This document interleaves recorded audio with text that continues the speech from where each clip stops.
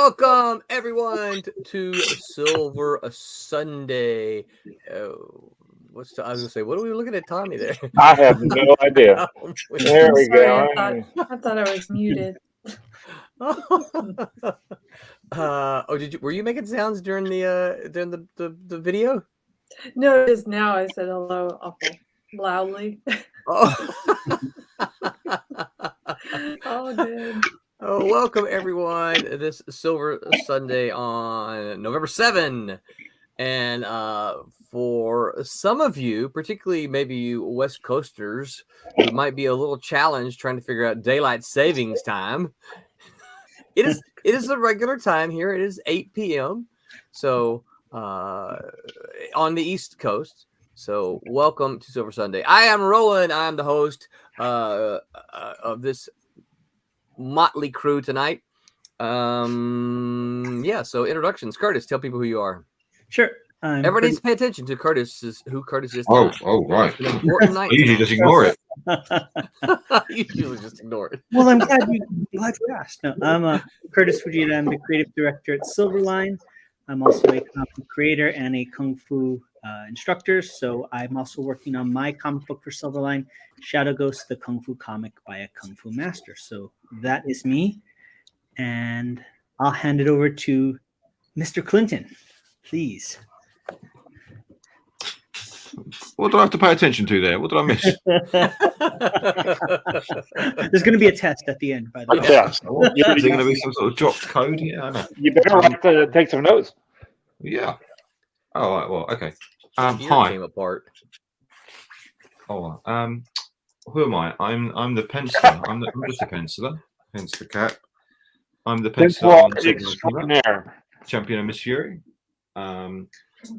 I've recently just finished, or we've just finished, the Cat and Mouse story for the Christmas special. Yeah. Which is coming out, I don't know, Christmas. Black Christmas, yeah. Yeah, and also penciling the last issue of Trumps, and there's a dog. And it took me a minute. Push the last issue of Trump, and there's a dog. That's what I'm penciling for the guys at the moment. Yeah, so that's me. So you stay pretty busy. I'm busy. Very busy. Busy fella. Roberta. Hello. Roby, tell people who you are. Hi, I'm Roberta Conroy. I am a colorist for Silverline Team Up, Champion Miss Fury, working over these guys here. I apologize. Peter and Thomas. Anyway, I'm doing that. Just working on the most recently working on the Christmas special that will be out at Christmas time or by Christmas time. Yes, it will be out by Christmas time. I think you need to give as we've done here, but that page you posted in our private share page. Yeah. Thank you. Yeah. So Pete doesn't need to see it. Pete doesn't need to see how cool it is. Turn your screen off. Oh, you saw it already. Yeah. Why would you Let's just catch up when I wake up. Oh, you go to bed. I got you. Tommy, tell people who you are. My name is Thomas Florimonte Jr. What I'm going by now is Thomas Halloween is cool because Pete doesn't think it is. Florimonte, and you know Halloween's over now, right? Halloween was last year. No, it's not. No, it's not. It's still going on. I'm inking a bunch of stuff for Silverline, including the Trump books. Going to be working on issue 4 shortly. Jumping over to Rejects now, so we can get issue number 1 of that knocked out, and then we're going to get on back onto the Team Up book, and that's over Mr. Pete. So like Pete said, the Trumps 4. So I'll be inking him on finishing that up, and that's going to look great. He drew way too many. Pete got the issue where all the fighting and stuff is going on. I just was hoping somebody else would ink that, but it'll look great. Don't lie. And then we got the inking of the. I got 2 stories in the Christmas thing, right? So finishing Yep. those, I'm going to be if I get to share anything, I'm going to be inking on finishing up the last page, and so Roberta can knock it out. Look at that page. Look Yeah, at that so page. this is Gorgeous page. Oh, yeah. this is the cat and mouse story. Co-owner of Kablam Digital Printing. There we go. I'll be done. That's it. That's right.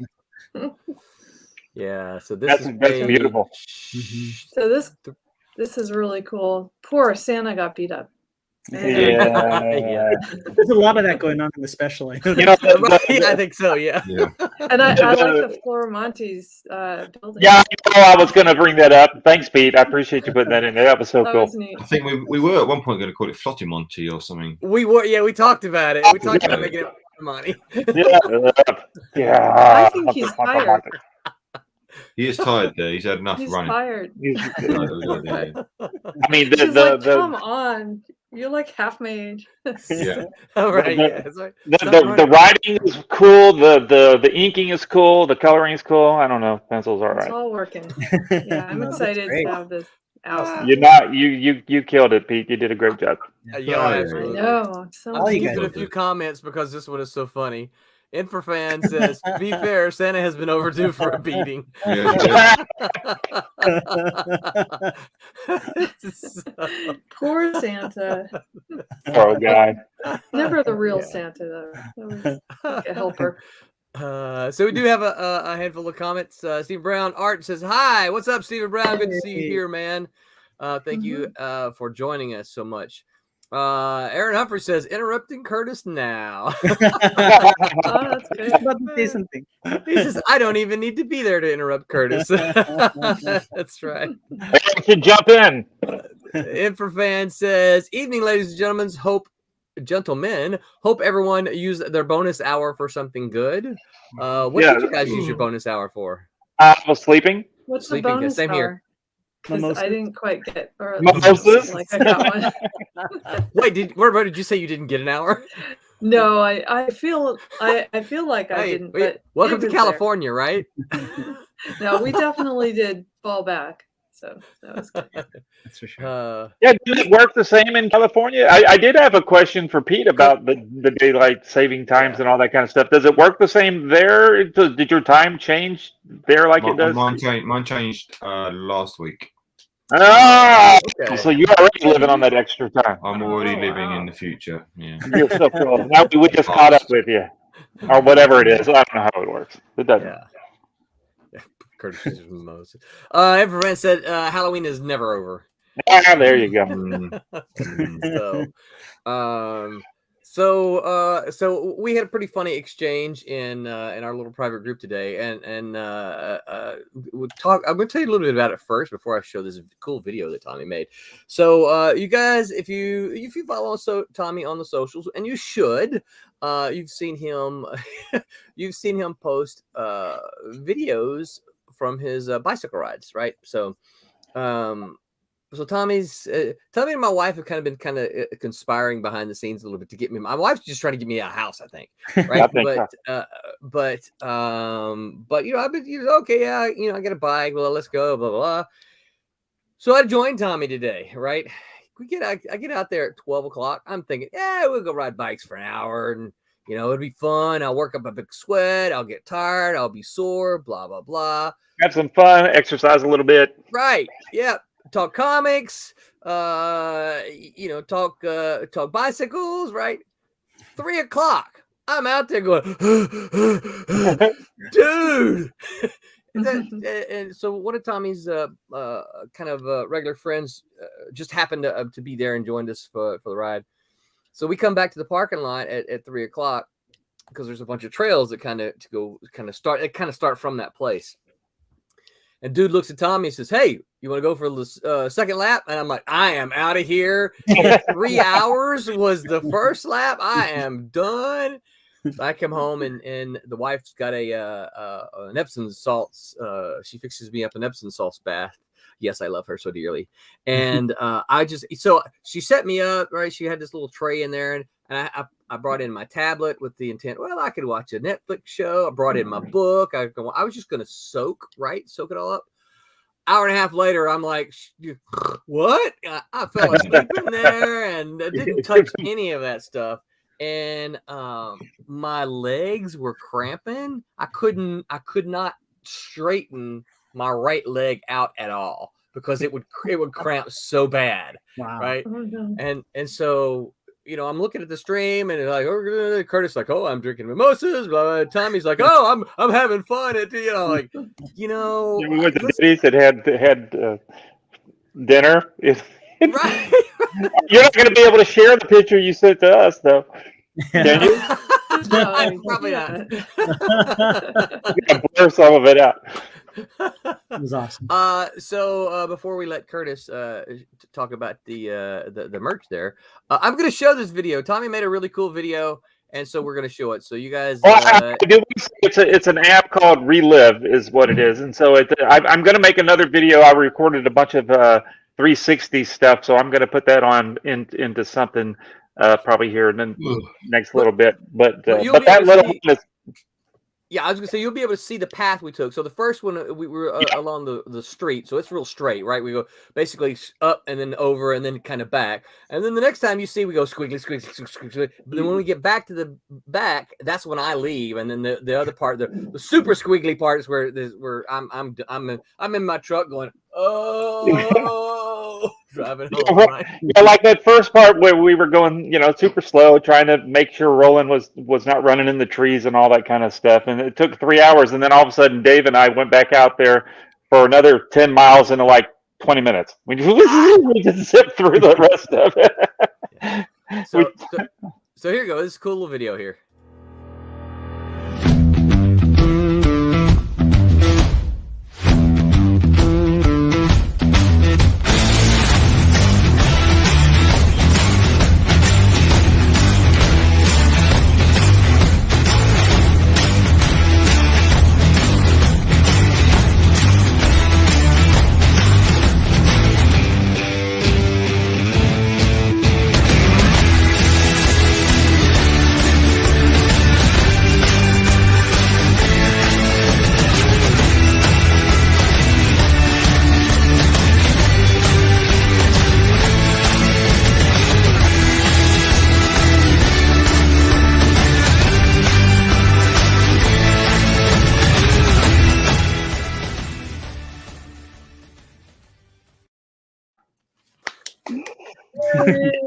That looks like a ways. Fun little app. Yeah.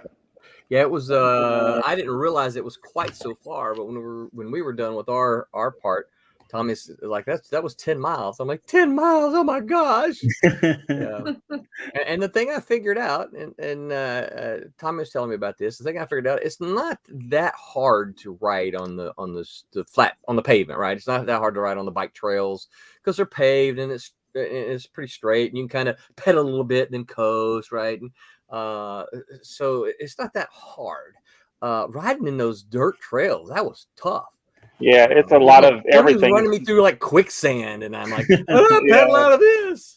I mean, not only do you have to be able to pedal, you're going up hills and down hills and up little curves, but it's a lot of upper body stuff too, because you're having to manhandle the bike or woman handle the bike if you're a lady around all the curves, and then you got to, it's a little more than just getting on the bike and going straight, at 20 miles an hour. I mean, that's hard to do too.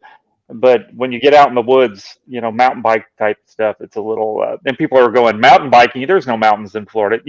Anytime you get in the dirt, that's called mountain bike riding, just in case, before somebody posts something saying, you guys don't have mountains. Well, you're right. We don't. Yeah, it was fun though. There was a lot of people out there where we went. We even as we were coming back, we happened upon a family. There was a mound there, and they were jumping it, and they were they were ramping over it. So it was kind of fun to see.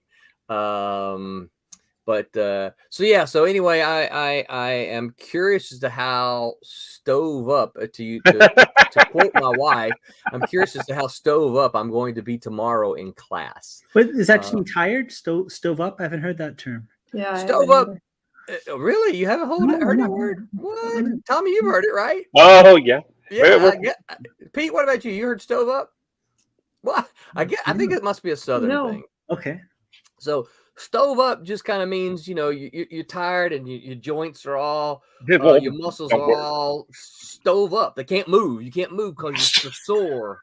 What is this That's so not a real do to thing. you to- No one That's says not that. a real thing. It is a I'm real just thing. tore up, being tore up, like that's Yeah. No. similar, No, see, tore up means something different. Okay.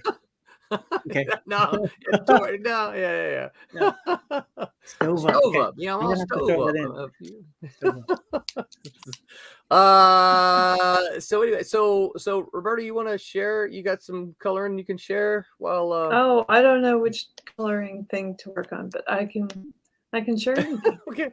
So so while you're figuring that out, I got a joke, and then I'm going to pass the baton to Curtis, I think.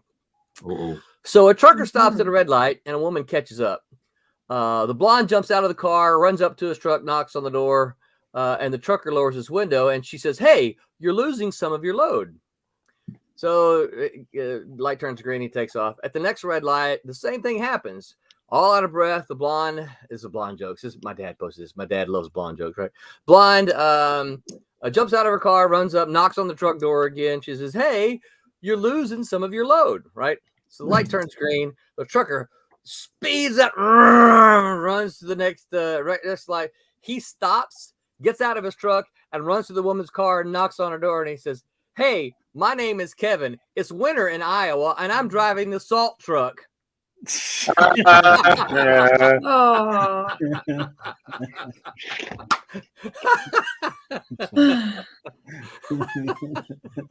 Why, oh why?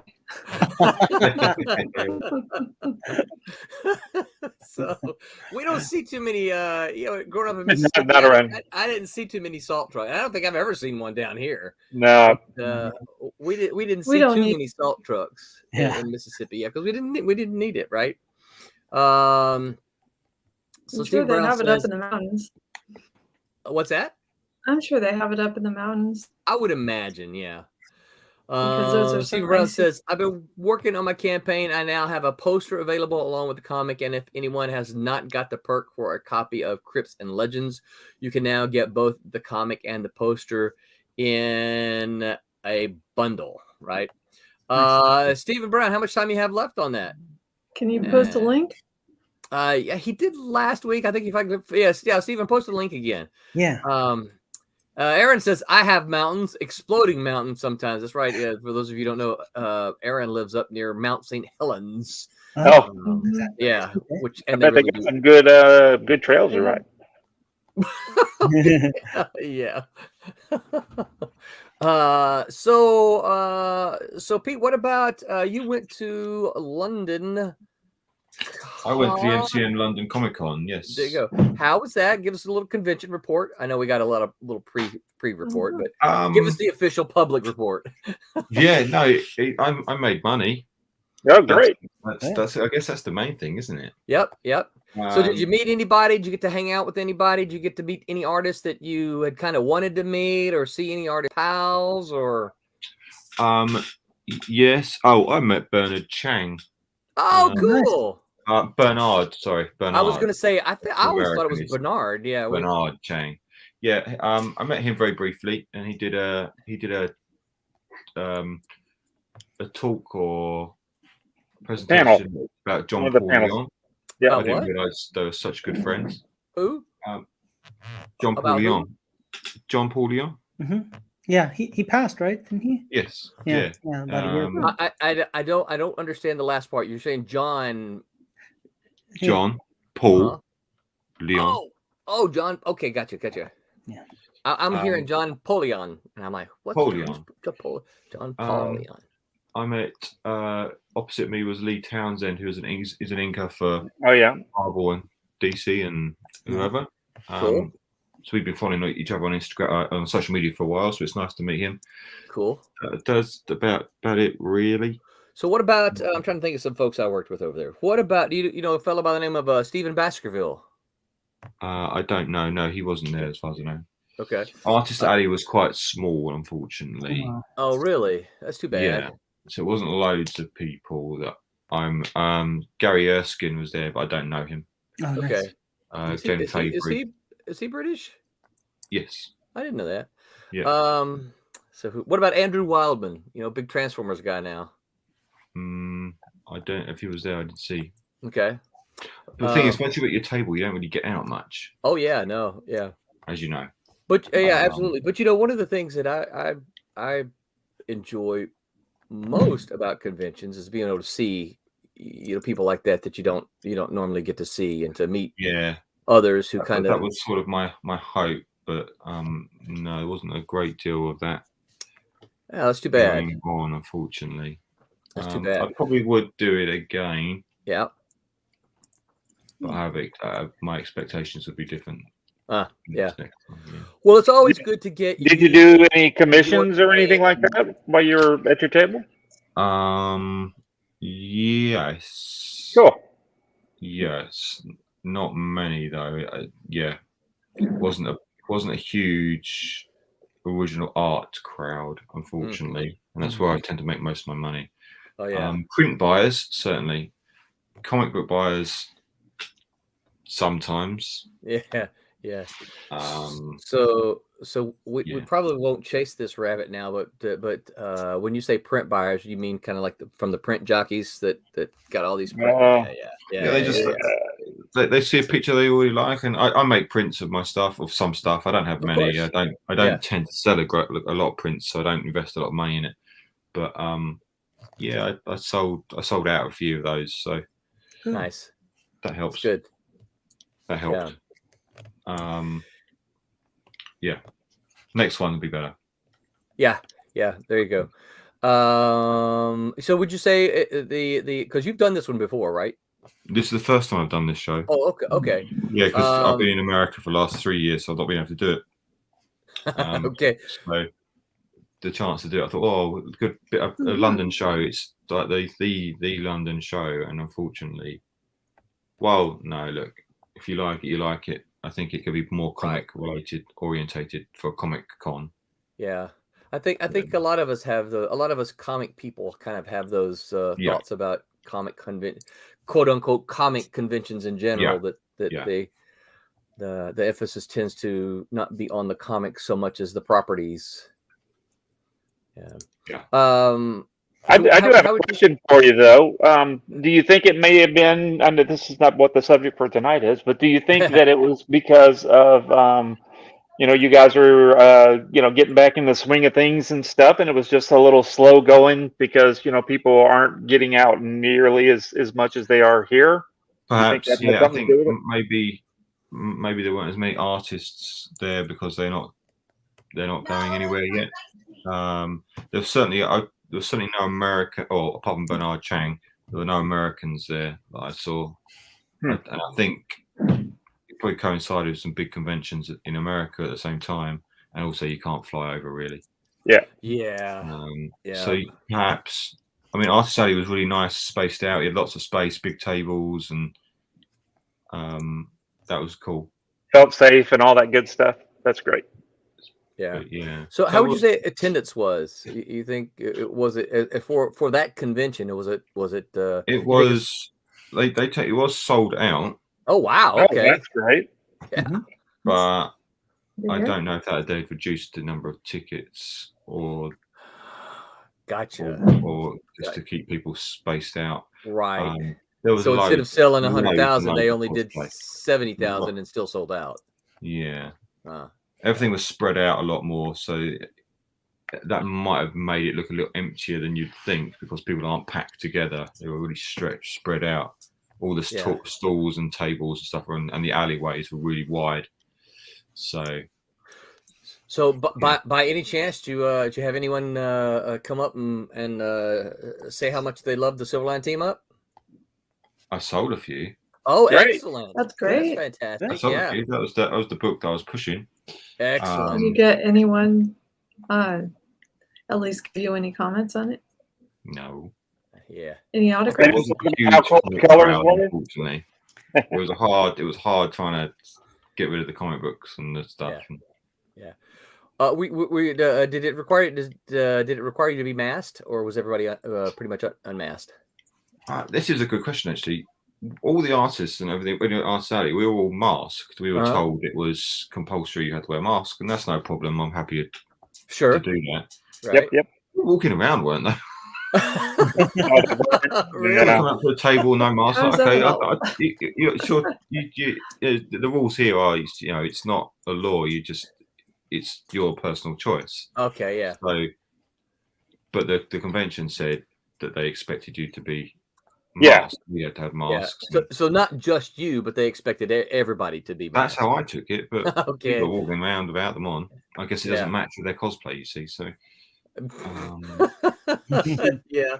I talked to somebody I know. I won't mention the name of the university. Someone around here, and they said that the university has decided to lift their mask because Tommy and I are in Florida, so pretty much no places require mask anymore, and except for like my universities are still kind of hanging on to the mask mandates. My university still does it, so all students and faculty and staff have to wear it. What this guy was telling me, the smaller college north of us said they have done away with the mask, mandatory mask for students, but they kept it for the faculty and staff. Yeah. It's like, wait. Yeah. How come the students get to run around without, with no mask, but we still have to wear it? That doesn't make any sense. You know what that's for? Is that's liability, right? That's exactly what it's for. It's not about any health issue. It's about them protecting themselves from getting sued. Right.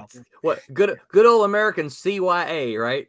Oh yeah. A lot of people in the upper echelons of almost any business organization. That's how they get promoted. It's not doing your job. It's just CYA, let everybody else fall by the wayside, and eventually you're in charge. That's right.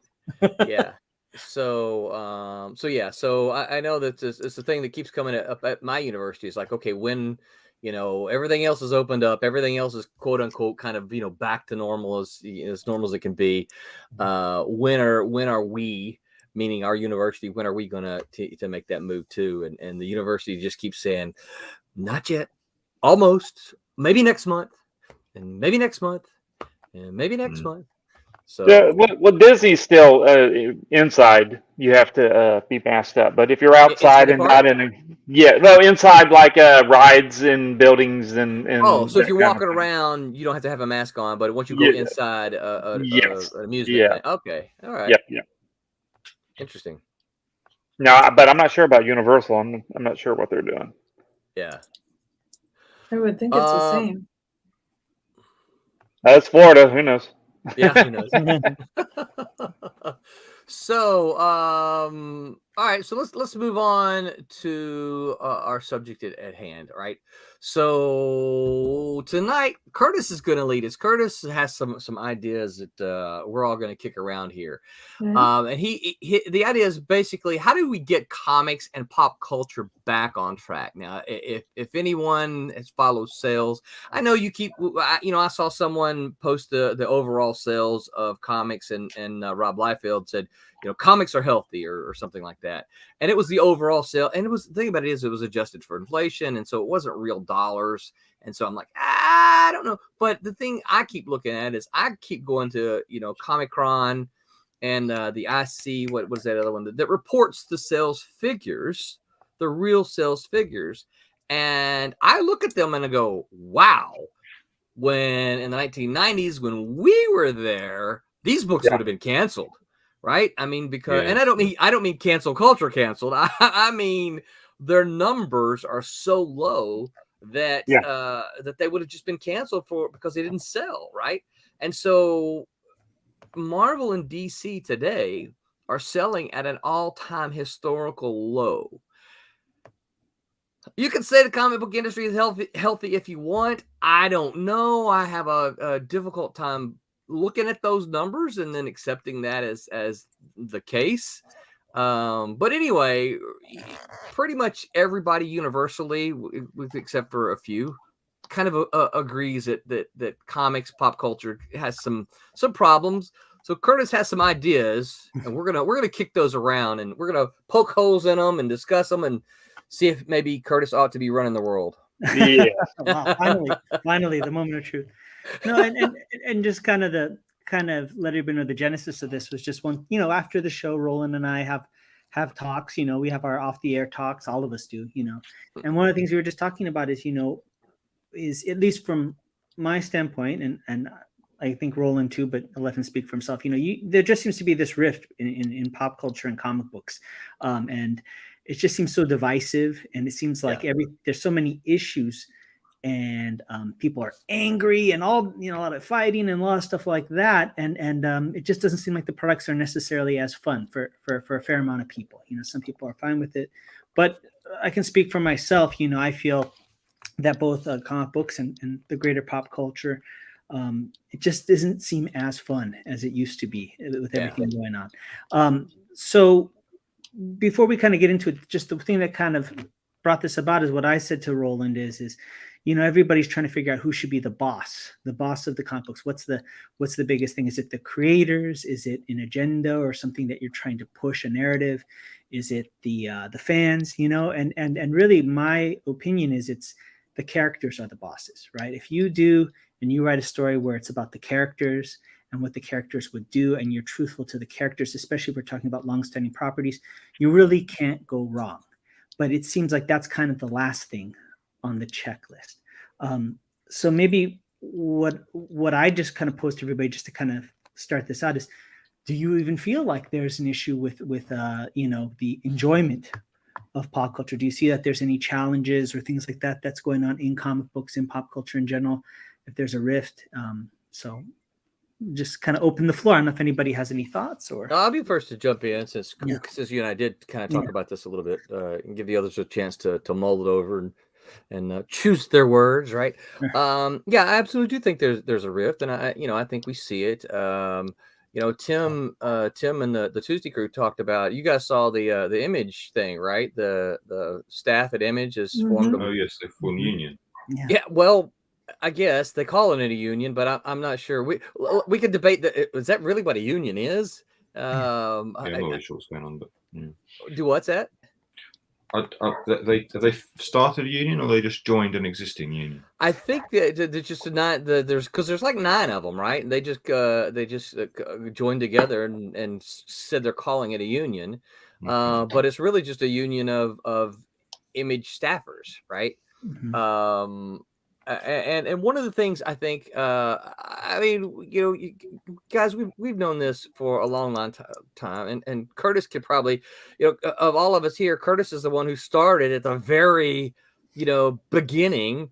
So you could probably address this, but comic staff people aren't really the most paid and respected people in the industry. And I'm not. This is not. We could talk about it, but that's not a judgment. It's just that hey, look, you got editorial assistants, and staffers, and they just do what they do. It's not really a high-paying job, and it's not something that I don't think people aspire to be. I'm the guy who scans all the art, which we don't have to do that anymore. But I'm the guy who scans all the art. Okay, well. Great. So I think the thing that bothered me in their statement was that they wanted to have a choice in the publications of Image, right? They wanted to have a say in what Image published and what they didn't. Mm-hmm. Now, I haven't seen an Image response other than, hey, we always try to be, fair and whatever, just a really tiny little short statement. But I know that when we were at Malibu, and then of course at Marvel, they didn't ask Roberta what she wanted to publish, right? That'd be nice. It is not that nobody.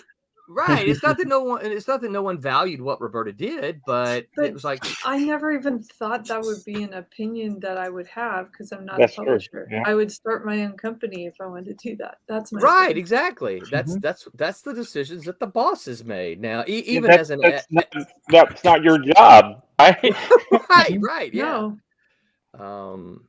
I mean, you can choose not to work on the book if you want and quit, but as far as what the company's doing, that stinks that they might be doing something that you don't want to do, but you can always just choose to quit if you don't want to work on it. Man, or I think what's the reason why they really needed to do this? I guess that's what did they state? It's like, because I can't imagine they're not being abused.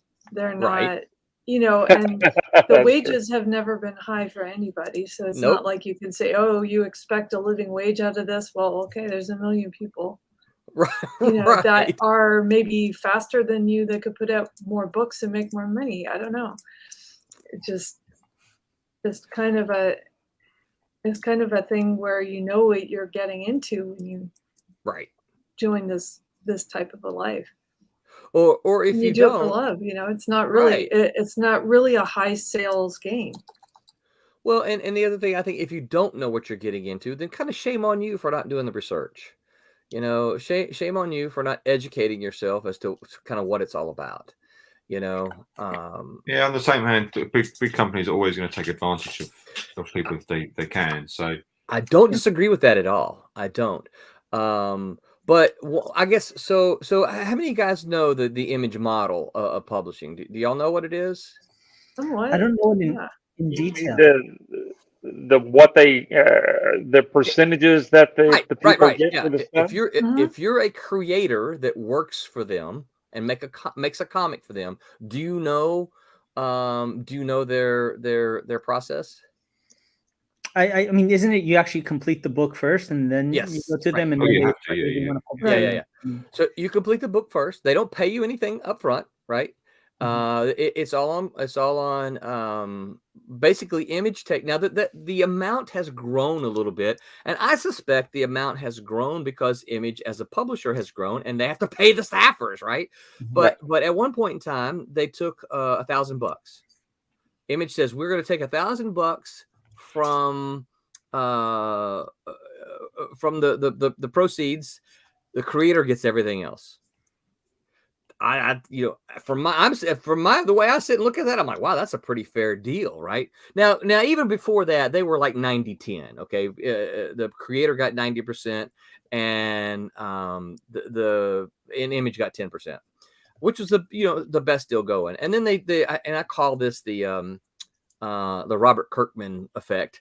They said, okay, well, we're just going to take, because Robert Kirkman's book was selling 60,000 copies in black and white, making money hand over fist, and so they were getting a larger percentage of the proceeds of The Walking Dead than they were from the other books, just because the other books didn't sell like The Walking Dead did. And so his book was making them a lot of money. And I think when he came in, he goes, hey, I got a problem with this, right? And so they changed it to the base amount. Now, to my understanding, and I haven't talked to anyone, and my information is a couple of years old. I heard that they had bumped that figure up to I think it's $2,200. So you do a book for Image, they take $2,200 out of the profits, and then the creators get everything else. Now, if you know anything about the comic book industry, you know that if Image takes $2,200, that doesn't really leave a whole lot for the creators. Not nowadays. Not really. No, not nowadays, certainly. And the other thing is, if you take $2,200 out of the book, well, how are you going to pay 9 staffers and cover your rent and your? So there's just, I guess for my thinking is that there's just not a lot of money there. Where do you want this money to come from? Now, I think Marvel and DC would be a little bit different, right? They're very corporate, but somebody like Image, and I don't know what kind of offices they have. I don't know what kind of overhead, they have to cover. But still, there's just the bottom line is there's just not a lot of money there. So where do these people think the money is coming from? I guess that's always one of my questions about something like that. Sure. If I can, would be my opinion. I think that they think that the books are making somebody rich, and they're not part of it. Yeah. Just to interject, I think we have quite a few the chat is kind of blowing up, so maybe we'll just take a quick minute to clear some of these out. So Let's go back to Stephen Brown. So let me see here. Actually, Roland, I think maybe you can. For some reason, I don't have access to them, but I guess Stephen Brown explains why he can't post a link, and it goes down. We have almost a dozen messages here. Yeah.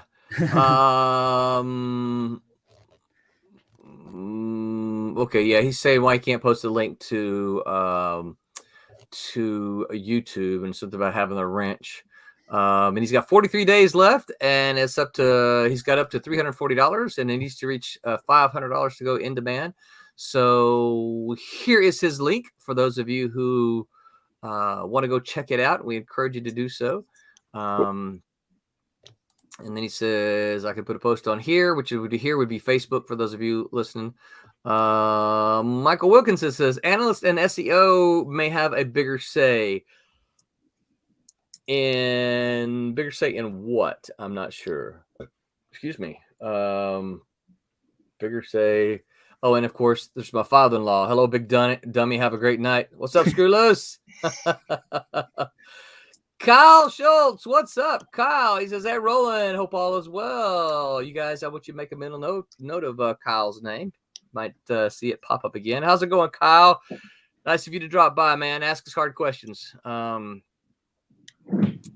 Yeah, so I think, I think I use the whole image thing to bring up that, because you were asking, Curtis, your question was, do we think there's a schism?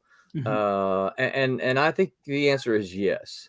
Sure. I don't know where it came from. And one of the things I'm going to fly Silverline's flag for just a minute. One of the things that you said is that or you posed the question, is there still fun in a lot of that? And so when I talked to all of you guys, right, initially, I know Tommy forever, right? So, but when I talked to all of you guys initially, one of the things I talked about is that it's important to me that you guys are having fun. I would love to say, we've got some rich sugar daddy that's going to fund all this, and we can all make 1990s page rates, but that's just not the case. So it's important to me that we have fun, because I honestly believe, and there's no science to back this up, but I honestly believe when you're having fun doing what you do, it's reflected in your work. Mm-hmm. And I think it shows up, and I want, and I know you guys believe this because you're here, right? I want, I want Silverline to be known as the company that's all about having fun. We're doing fun comics. We're making fun comics. They're comics for everybody. Anybody and everybody can read them and enjoy them and have fun. We're not trying to, piss off or tick off one segment of the population over the other segment. We're just trying to, make comics that we have fun doing, and we think others will have fun doing as well. Patrick Lugo says, "What's up, Curtis and company? I'm finally catching this live. Woohoo, Patrick! Patrick is join us. My co-host on the Comics Foo Show, which we do from time to time. He's also the creator of Tiger's Tale, which is another Kung Fu related comic book coming out in a couple months. And got to get him on the show. Yeah, we do, yeah. Patrick. Well, let's another thing you need to do. You need to get me some image, and we'll work. I've been thinking about this some in our starting soon video. Mm-hmm. We need to start putting stuff up there like that. So get me an image of the Comics Foo Show, and we'll work it into our images. You know what I'm talking about? Yeah, I got you. Oh, cool. Yeah. Definitely. Yeah. Michael says, I was commenting on who gets to say on publishing. Oh, okay. So, and then he's saying analysts and CEO may have a bigger SEO may have a bigger say. Well, I know that, of course we didn't have SEO back in our day. Right. So, so that wasn't an issue. And we did have an analyst that we had the numbers crunchers, but the numbers crunchers aren't the ones who made up. So when I say the numbers crunchers, really the bean counters, right? We had our marketing department, which would estimate how many copies they think something would sell. and then the bean counters would crunch the numbers. Here's how much we got to pay talent. Here's how much it costs to print.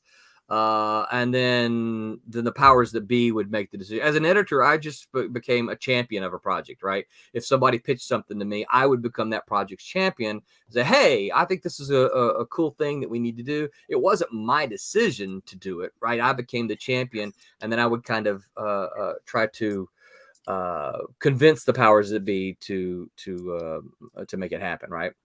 Patrick Lugo says, editing episode 2 now. Woohoo! Nice. Good job. Nice. Good job. Thank you, Patrick. Yeah, the format for the show is that it's all edited. So we put in like little video clips and segments and things like that. So excellent, Patrick. You know what I discovered last week? If you guys paid attention last week, I don't know if you did. I did. The episode that filled in for us last week streamed as if it was live. But it was an actual recorded video that I had gone in and edited of one of the one on YouTube that has the highest number of hits. I figured, well, I'll just take this one, and I edited it. I had to get it down to 59 minutes and 59 seconds, so that was the problem, and it played as if it was a live video. So that's cool. So all right, I'm going to shut up now. Let somebody else answer. Tommy, I somewhat forgot what the question was now. Just Roland, you talk so much, I forgot what the question was. The current status of pop culture and comic books. I mean, basically our hypothesis is that there seems to be an issue between the fans and creatives, and it just with the fun factor. I don't know if you see that. I want you to because I'm having a hard time trying to grasp what it is that you're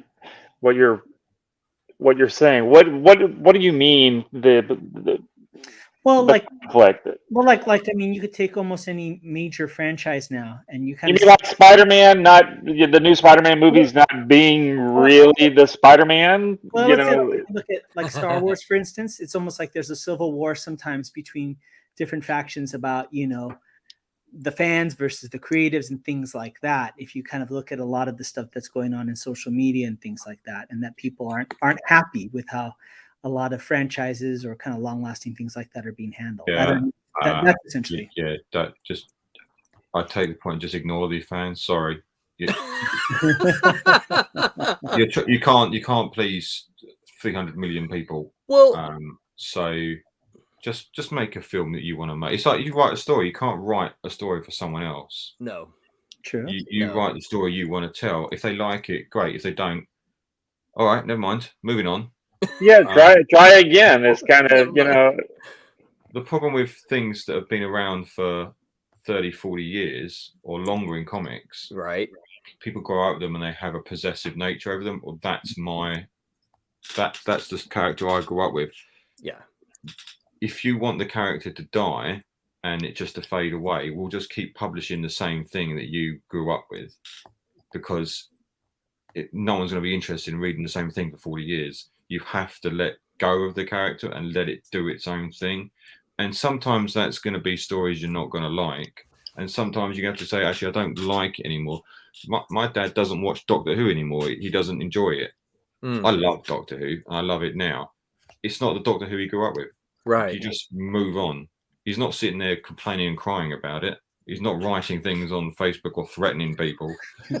He's just not watching it. He moved on. Look, I'm a fan of loads of stuff and a fan of comics. It's not yours. Get over it and move on. All right? Move on. Well, but they do feel like it's theirs, because it's part of your own nostalgia. Yeah, absolutely. So it kind of hurts when you know that there's some heart to what you watched, and the heart has been stripped for hope for clicks and and them making money. Well, it's a different focus on. So what do you think that is? I guess, Curtis, let me jump in here. Why do you think that fans feel like it's theirs?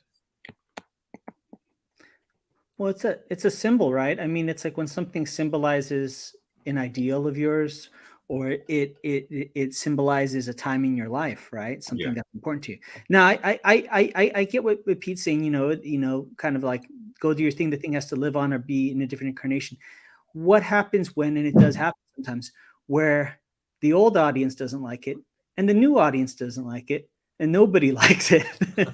That's where I was going to say, yeah. I mean, I worry that they have such a disconnect that they're gambling on new people liking it and killing a franchise of fans that were already there that loved it. Yeah. So it's kind of like those episodes 1, 2, and 3 of Star Wars that all of us 4, 5, and 6 people, when we saw those first ones, we didn't like it. But I'm going to tell you, when they were coming out, when I was doing caricaturing out at Disney and all that kind of stuff, and that kids loved episodes 1, 2, and 3. They really did. And now you've got the folks that those kids are going, boy, episodes I can't add, so you got 4, 5, and 6, so 7, 8, and 9, they're going, those episodes suck, but those kids love those episodes. So it's like, who's to say? Right. Well, I think there's something about,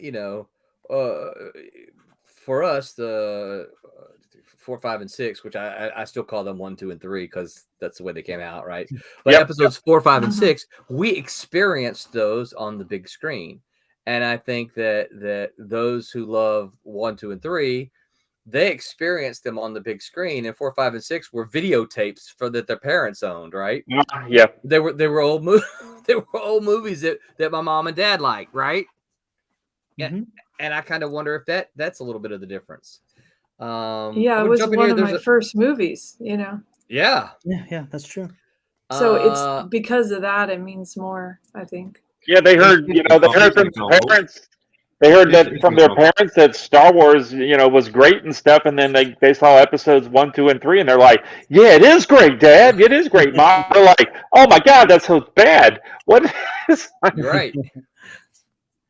So here's an example, right? Jurassic Park. Jurassic Park came out when I was a kid, right? The first one, and I still think that's the best of all the films, even with the ones that have come out in the last couple of years with what's his name, Guardians of the Galaxy guy, which have been a much bigger, more expensive, more dinosaurs and all that stuff. They've been bigger in every way, but I still think, because Jurassic Park, when it came out when I was a kid, it was mind blowing, and I guess that's what Star Wars is to you guys, right? Right. So it hits you that film hit me at a time where I was young and really impressionable. Whilst I still enjoy the Jurassic Park films, I'd always think, "Hey, I'm going to watch Jeff Goldblum in Jurassic Park 1." That's the best one. I had everything. But it depends when it hits you in your life. So you're right about that. The Star Wars stuff, episodes with Hayden, what's his name, and Obi-Wan. I didn't think they were particularly brilliant films, but when I was at school in America, the younger guys raved about those films, and I was sat there like, but I didn't think they were very good. But they loved them, and they love Hayden Christensen. They think he's amazing. I was like, okay, all right. James Earl Jones and the big giant Green Giant Man is my Darth Vader, but they loved him, and I was like, okay, well, it's because it hit them at that time that they were really impressionable. It came out in a big way. Yeah, I don't know if you guys have seen a Silverliner, Mackenzie Workman. She's all about Hayden. Man! Oh yeah, that business she has, it's amazing. It is so cool. The dinosaurs, right? Dinosaurs. That was great. So cool. Curtis, while you're formulating the next thing here, there's a handful of comments here. Let's jump in. Aaron Humphrey says there seems to me there is another motive behind the image union. Not sure if I want to talk about it here. It is the last clause of the union demands, and I think I touched on that a little bit. I think that may be kind of what's behind it a little bit. Kyle Schultz says the only people who hate Star Wars more than normal people are Star Wars fans. It is. Oh, that's funny. That's awesome. Phil Leon, hey-o, how it goes? It's Silverline Peeps. What's up, Phil? You guys are going to see Phil's name here quite a bit next week as we get ready to launch White Devil #1 along with Twilight Grim #3. Nice. Kyle says it's something they relate to. Yeah. Let's see here. I'm going to skip his because he poses a question there. Kyle says, growing up, I only knew of Star Wars A New Hope. All I had was that VHS. I was 9 or 10 when episode 1 came out. I thought, man, they're finally going to continue this. I was 14 when I finally watched Empire and Return. Wow. Wait. He says also Jurassic Park is the best of that franchise. Not a fan of the Jurassic World movies at all. Patrick, I really like those films. I do too. I like Chris Pratt. I like Guardians of the Galaxy. Really like I don't care much about him. He's cool. But yeah, the first one's always going to be, to my mind, the best one. Well, so there's this thing about oh shoot. So I wish I could give attribution to where it belongs, but I don't remember. It's like no one remembers who's second, right? They only remember who comes in first. And I think a lot of that is the same way in things like this. Is like we don't like the second movie because the first one was the first, right? So the first one comes out and it's like, wow, all new and everything. And when the second one comes out, it's like, oh, okay, it's more of the first one, Yeah. So, and I think it's kind of what Pete was talking about is like, I think the first one depends on you and where you are, right? My first Star Wars was, 1977, Luke and Leia, but on the big screen, I should say. My kid's first one was number 1 or whatever it is, whatever the numbering is, right? With Jar Jar Binks, and they loved it. And I'm like, what? How? Yeah, I end up having arguments with folks because of I'm such a huge Star Wars fan. Yes. But even though I didn't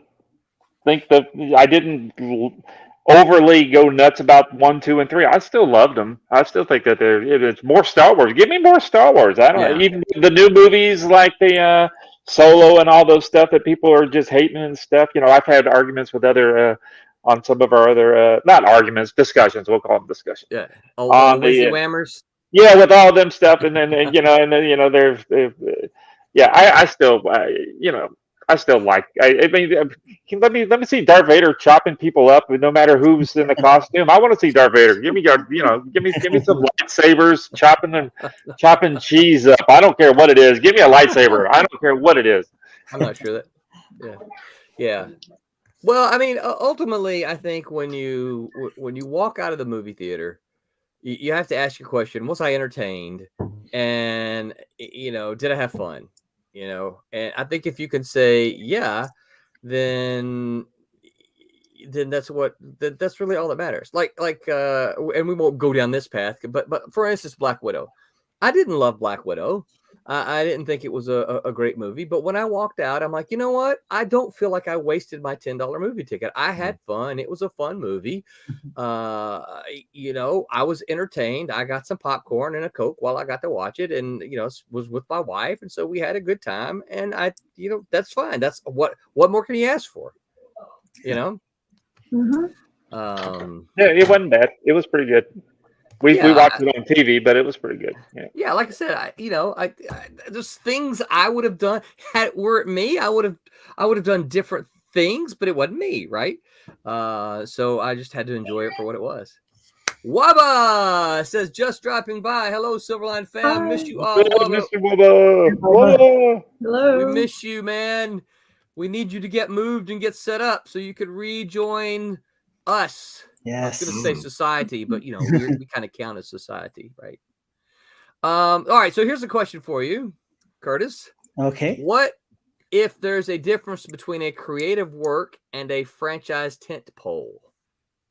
That's a good one. I mean, I think that's almost like what's the difference between like a blockbuster film and something that's an auteur film, And maybe that's a really great question to pose, because I think that's kind of what we're seeing with a lot of these franchises, where people go into what's considered a big multi-million-dollar franchise, and they make a very auteur film, a film that's very specific to their outlook, as opposed to maybe the broader public entertainment kind of avenue. So I think that's a good point. I think they both are valid things, but I think there is a a difference. And really, it's the difference is money. Are you trying to get as many people as possible to watch and enjoy your film or project, or are you just trying to put your message or your stamp on something? You know, I think that's really what it is. Yeah. And anybody else thoughts?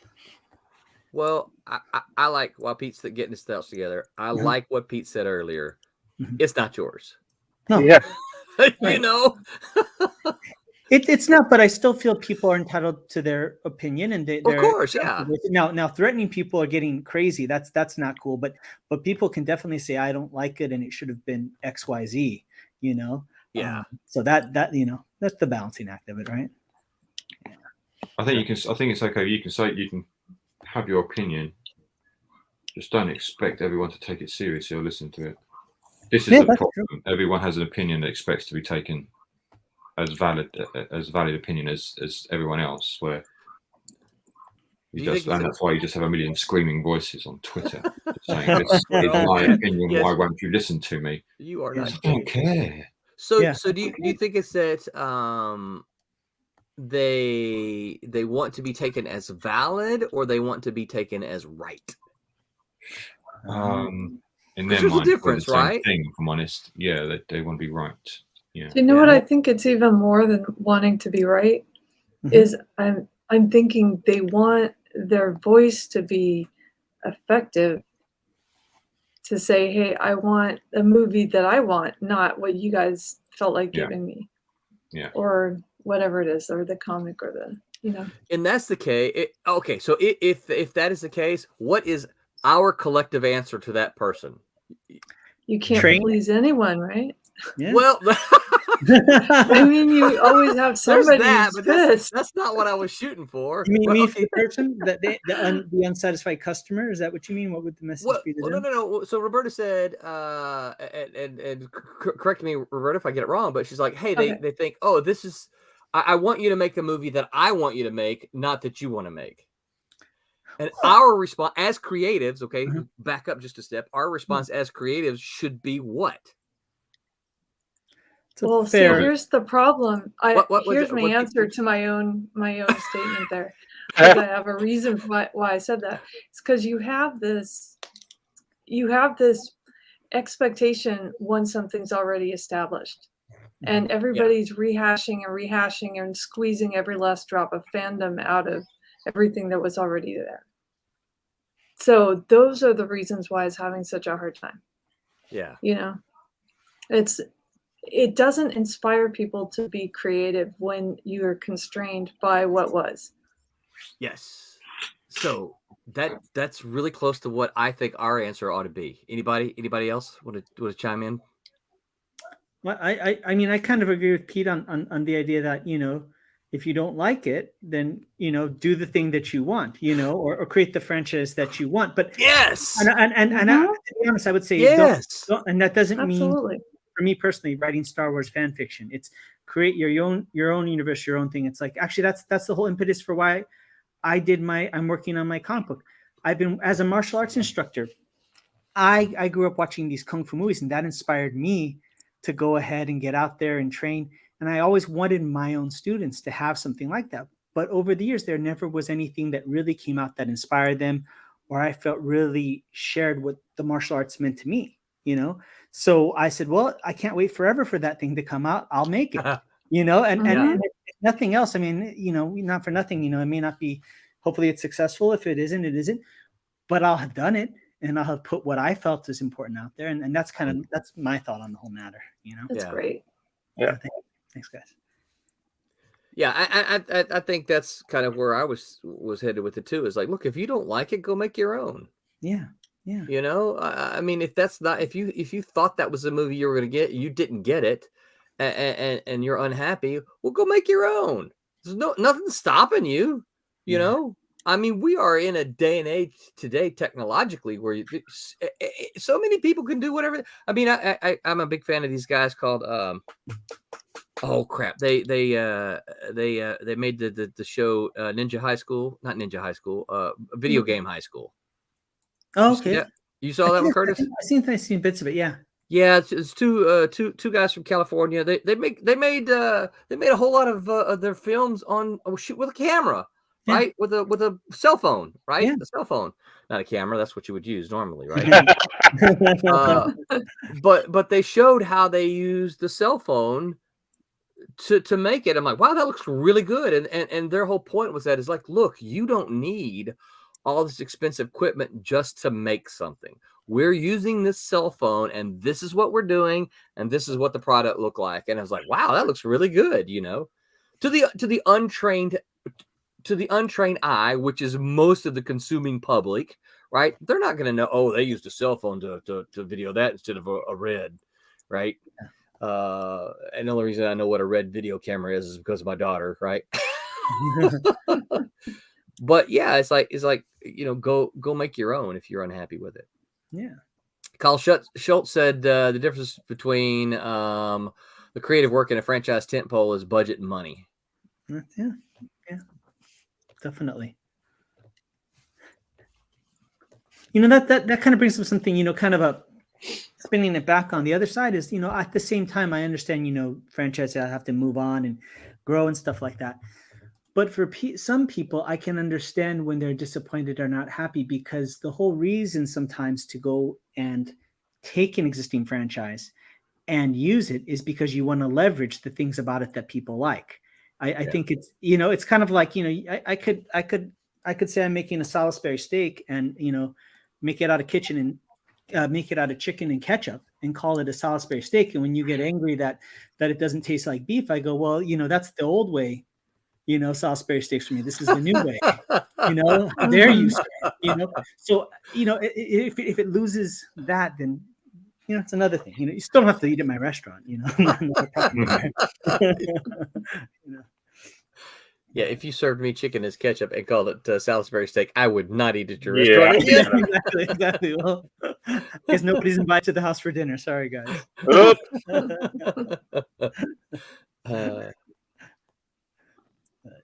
It's funny though. Yeah.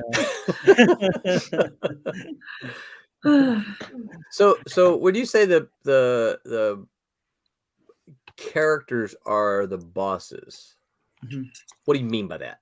Yeah, I was going to ask that same question. Sure. Well, what I mean by that is at least from my standpoint, what I see is I see there's definitely seems to be this dialogue, especially online, about what direction to take existing franchises or comic books. Some people, say the character has to stay. The story has to be the same, the setting has to be the same, or we have to preach this specific message or ideology and stuff like that.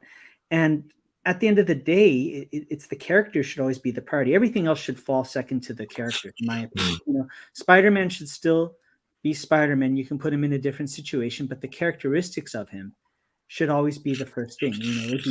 Is he a good person? Does he have the abilities of a spider? And if you take those things away, then what was the whole point? That's kind of what I meant. Is just stay true to the characters. You can put them in different situations, but that's kind of what I meant by that. So,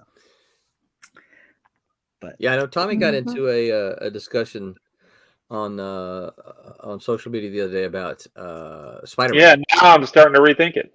Oh yeah, how'd it go? No, it was.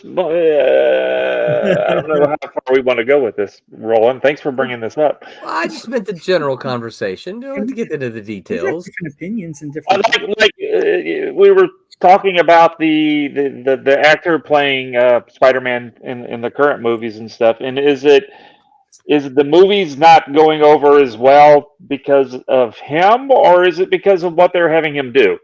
And that's kind of what in the person was. I couldn't. We were just discussing if it was we didn't like the person, and I'm like, but is it? Because I thought the guy that's playing Spider-Man is doing a really good job. I think his name. Hang on. Who said they're not going over well? No. Yeah, exactly. That is a shed load of money. And then that's the point. That is the whole point. And again, that's where I was saying, I'm kind of rethinking about, so I guess, Roland, that was a good thing that you did bring that up, because that's what I'm going through my head. is like, oh, maybe I'm not thinking about it right. I mean, if Because they the are doing well. yeah, if it's, but is that good enough? I mean, as long as the parent company is making all kind of buku money, does that mean that it's good? I don't know. I think here is there's a few loud people on the internet saying they don't like it, and people are mistaking that for because they're loud. That's a lot of people. I don't think that's the case. I think the films that's are really always good. a problem. They're doing really well.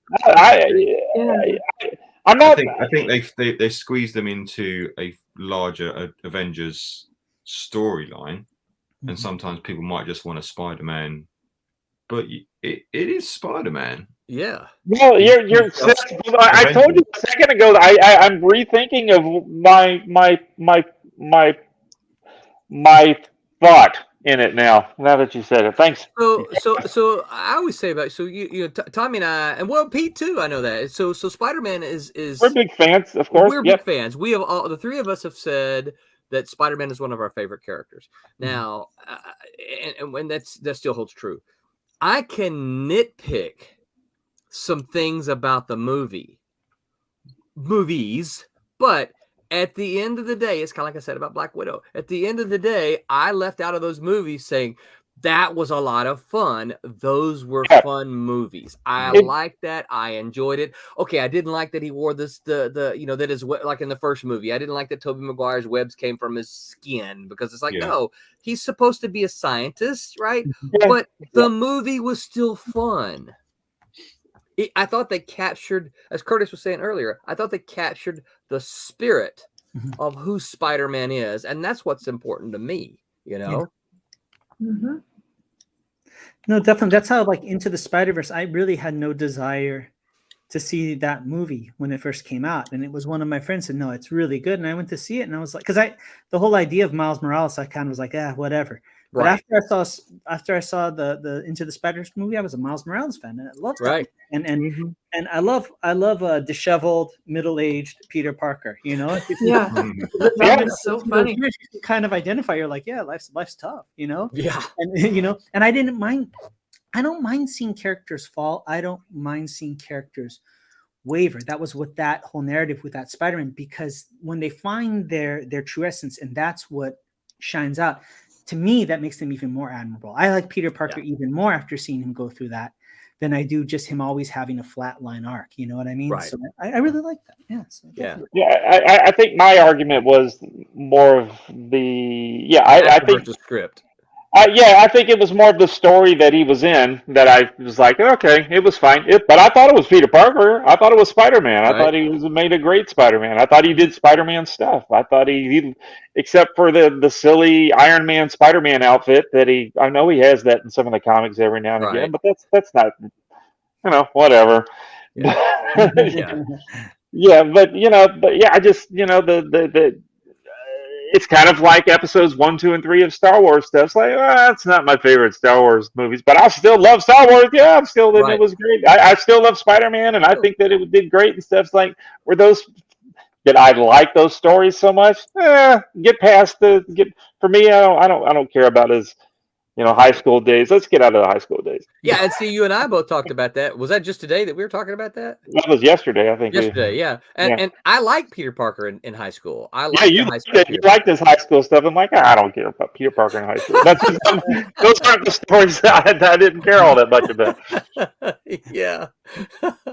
I do. I just say I love the fact that being a comic book fan for so long, and having it be such a slow drip and tiny things that we could get as our comic book characters or in media. Like we had to watch the Dolph Lundgren Punisher. Let's just put it that way, right? Yeah. And like now we get to argue over these little details with very comic book accurate costumes. I mean, we are blessed. I have to say that I'm so happy that this is what we can talk about now. Right. Yeah. Well, the other thing is you think about it, right? If you read enough of, I think anyway, if you read enough comics of the same title, let's just say you read 100 issues, or not even 100 issues. Let's say you read, what's 3 years worth would be 12, 24, another 12, 30. You read 36 issues of one title. chances are you're not going to love all 36 issues, right?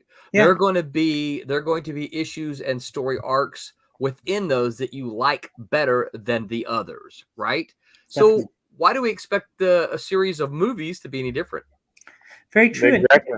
And even in a certain era, it's a lot of times, haven't you folks found, at least for me, it's a certain run of the comic book. I love it when it's this specific creative team. That's when it was my version of that I love the most, you know? Yeah. Yeah, definitely. Yeah.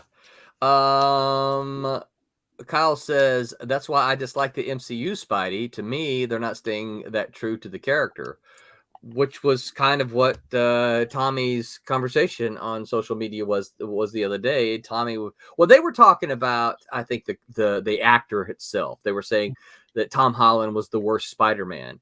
Oh, And really? I think if I can encapsulate your argument, Tommy was like, well, I don't think it's Tom Holland. I think he's fine. I think if you want to complain about anything, complain about the script, because Tom Holland does these things that I expect Spider-Man to do.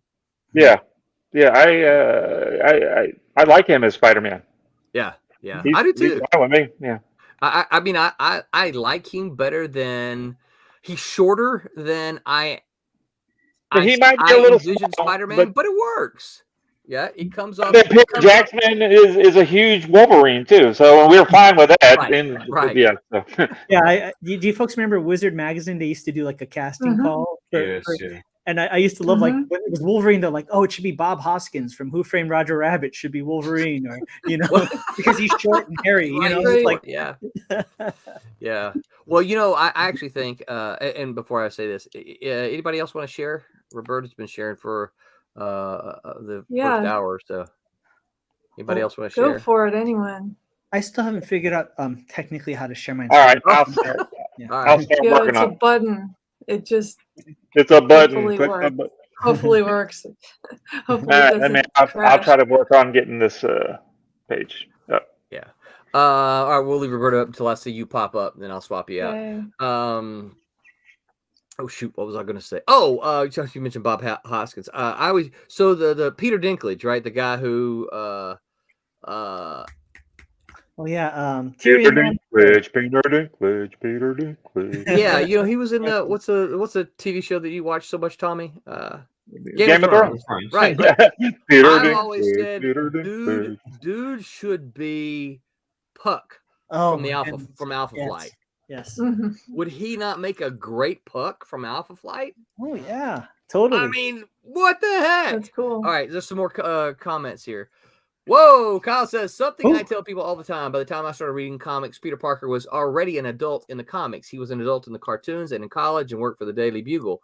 He wasn't a teen until the Ultimate Spidey comics came out, and I was becoming a teen. So I grew up with the character while he was a teen, though he also died in the comics at the age of 17. So, which is perfect, right? I mean, so yeah. Fruitbat 36, hola, here and coloring. Woohoo! I've told Fruitbat he needs to join us. We'll probably, I don't know if he wants to be to reveal who he is, so I know, but we gotta get him to join. Tom Holland does. Kyle says Tom Holland does a great job for what he's paid to do. It's definitely the story and script, yeah. And I think for me, ultimately, that if you don't like Spider-Man, the most recent movie, you do have to question: is it really the actor that you don't like, or is it the script that you don't like? Right. But Kyle said Bob Hoskins was supposed to be Wolverine in the original X-Men movie back in the 90s. I did not know that. Wow, that would have been interesting. Yeah.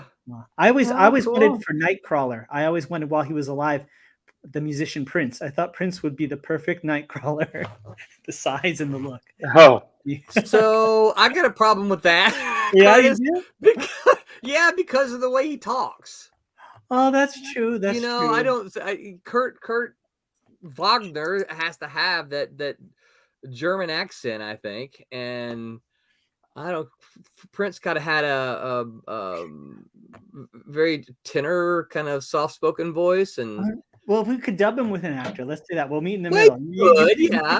We could have dubbed him. We'll call it even. I always thought. All right, Fruitbat says he's gay. So Fruitbat 36 guys is actually Martin Mertonen, and he is coloring Wolf Hunter. Oh, nice. Yep. Oh, right. Yep. So, That's gonna be a fun book. Yeah, I think so too. Yeah. And he says actually he thinks you're bang on. Prince could have pulled it off. Yeah. I still don't know. I agree with that. I like your style, Fruitbat. That's all I can say.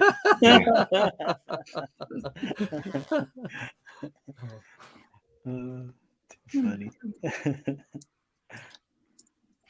Very good. So yeah, all right. He kind of Wolf Hunter. Yeah. So it would come to me in a minute, and I just had to get there. I had to cycle through my list, right? What's next, Curtis? Well, I mean, what about comic books directly? I mean, there's a lot of like we just mentioned, the comic book industry, the commercial comic book industry, mainstream comic book industry is having a rough time, and I think the numbers have no argument about it. The layoffs, that you can't really argue too much about either, If you had your 2 cents as far as how things could be improved or what would be a different way to move forward, what would everybody's thoughts be if you had a thought on how to improve it? Or if you think it's great? I got the first answer right there, but no one, I don't think I can get very many people on board with this one. That's to put Jim Shooter back in charge at Marvel. Oh, that'd be interesting. Yeah, I never worked for Jim Shooter, and so I've read some of the things. Some of the people who worked for him said he was a tyrant and all that kind of stuff. So I cannot address that at all. He may have been, I don't know, but I've met him on occasion, and he's super nice guy, super smart guy, knows what he's talking about when it comes to stories and writing. He blogged for a long time, and if any of you are interested in comics and certainly the maybe Marvel Comics history, his blog is still up. He just doesn't add new content to it. I highly encourage you to go read it. He's got some really good stuff on there, and he tears apart some of the DC New 52 stuff, but he doesn't just he doesn't just call it crap. He says it's crap, but here's why. And then he goes through and he explains why these things don't work. And he talks about art. He talks about story. He talks about it, not just from one particular aspect. And, you might not agree with him, but when he starts pointing these things out, you're like, oh yeah, I see that. I do see what you're talking about. So like I say, I never worked for him, so I don't have that perspective. I just look at his tenure in Marvel, and look at the guy was there throughout the decade of the 80s, and I look at the content that Marvel produced, and I'm like, wow, that's some really good stuff that they made during that decade. So yeah. His story. I mean, I don't know if everybody's heard his story about how he got into the industry, but absolutely fascinating. He was like, what, 15? I think 14, wasn't he? 14, and he started submitting stories. Like basically, he went ahead and bought a bunch of comic books, broke them down as far as down to the DNA of what's a good story, what isn't. Started submitting stuff, and then got hired by DC. Yeah, and they didn't know how old he was. They didn't know how old he was until they asked him. They were trying to bring him out to New York. On a business trip, and he was a child. You gotta ask my mom. What's really weird about that is, Curtis, that kind of sounds a lot like you, my man. I appreciate the comparison, but I literally being so young getting in, they were taking you to shows and taking you out of the state. You weren't supposed to be leaving the state without your parents' permission. Well, I appreciate that. I wish I had that level of greatness. All I know is when I approached Chris Holm, the editor-in-chief, in the parking lot after I chased his car down, I literally said to him, I said, I will do anything to work in comics. I will clean toilets if I can work in comics. That was what I had to offer Malibu in the beginning. So between Jim Shooter and I, a little different, but I appreciate that. Fruit Bat says, "Return to the roots." And then Kyle says, Jim Shooter was probably Marvel's most controversial editor. Oh, and Shooter was 13 and not 14. I knew he was really young. Yeah. Really? Yeah. Oh, goodness. Wow. Anybody else have any thoughts about different ways to potentially improve the the youth market? Pete and I think so much alike. It's crazy because I was going to say the exact same. But I don't have an answer to that though. I think I get the impression that publishers are going after that. What they call it, the YT market. YT. YA. YA market. YA, young adults. Yeah. Yeah, I think they are going after. I think they've realised they're missing out. Yeah. And they're being clobbered by other publishers, by book publishers especially, that are in that market. So, and that drives long-term readers. Yeah. People don't tend to come to comics in their 30s and 40s. No, they don't. They come to it as kids and they stick with it. I think. Yeah. So, but they might come in their 20s, if they're exposed to it late. Sometimes. Yeah. Or, I think early 20s, maybe. Yeah, early 20s. So they need to get them while they're young. That's a good point. That's a really good point. And manga is like still selling really well in the States. I mean, I think they were saying some crazy quote that the manga Demon Slayer, right? Yeah. Which is known as Kimetsu no Yaiba in Japan. In one of the months, the graphic novel outsold all the titles at Marvel and DC was one of the quotes. Yeah. Really? Wow. Yeah. So I mean, it's kind of I kind of almost said, well, it seems like there isn't the audience, but it seems like that age group, and it's sequential art, so something's there. Yeah. Mm-hmm. Yeah. I think you're right. So I don't know that I know that Tommy and I have talked about this ad nauseum often when we're just together, not kind of on our stream. So when you say the youth market, I kind of have a theory that or maybe not a theory, maybe you kind of look at it. The game kind of changed in the late 80s, basically thanks to Frank Miller's Dark Knight Returns. You had The Watchmen, and then I think everybody started wanting to do the grim and gritty. And then we saw really kind of Marvel and DC kind of abandon the youth idea for their comics, and they started writing comics, making comics targeted at a much older age. Is there a fix to that? I mean, you guys probably also know this is one of the reasons that I want us to do, Silverline to do PG-13 books, because I want to be able to be at the convention when the family walks up to you and says, hey, can my 12-year-old read this book? Absolutely, they can read this book. This is, it's fun superhero stuff. Yeah, that's what I mean. I've said it so many times on all of our streams and stuff. I mean, everybody knows my stuff that I do. For me, my Inferno Studios stuff is mostly aimed. The adults read them too, but it's aimed towards kids. I know I'm not helping bringing kids into the market, but all my books that I do for all the time I put into all my Zomboy and Little Nan So and all that stuff is kid friendly fun books. That's what I mean, we do all this other stuff, of course, love doing it, but my personal stuff I just do. I got an idea for another book, but all of my stuff that I personally do is kid friendly stuff. Yeah, trying to bring the kids in. Yeah, well, and when I see, one of the things I've noticed that the change in conventions from when we first, Tommy, when we first started in the late '80s to in early '90s, then to now, is I see that I see that the attendees have changed. I didn't see a lot of families attending conventions in the late '80s and the early '90s. Yeah. Guys would bring their girlfriends and girls would bring their boyfriends and things like that. But there really wasn't a lot of. I mean, there were some. I'm not going to do some before somebody says I have took my family since 1970. You're like, well, okay, I get it. There's but there wasn't. Now I see lots and lots of families attend conventions.